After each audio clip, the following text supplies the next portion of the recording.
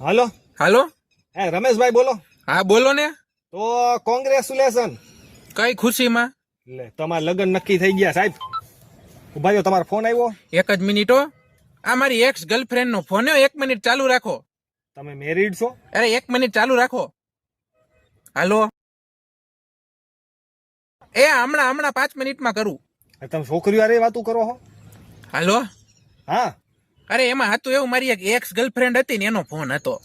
તો પછી તમે મેરેજ બ્યુરોમાં શું કામ ફોન કર્યો હતો કે મારા લગ્ન કરાવી દો? અરે ભાઈ, એક્સ ગર્લફ્રેન્ડ એટલે એનો મને ફોન એમ આવ્યો હે કે મારા લગ્નમાં તું આવી જજે જમવા. ઈ વાત મૂકો તમે સાઈડમાં. તમારા હાટુ હારી એવી કન્યા મળી ગઈ છે, સુંદર સુશીલ ટીકાવ અને દૂધ દેવા વાળી. હે એટલે મતલબ કે તમને ફાયદા વાળી. લગ્ન પેલા દૂધ દેવા માંડી હે? અરે લગ્ન પછી પે દેહે ને પેલાય દેહે.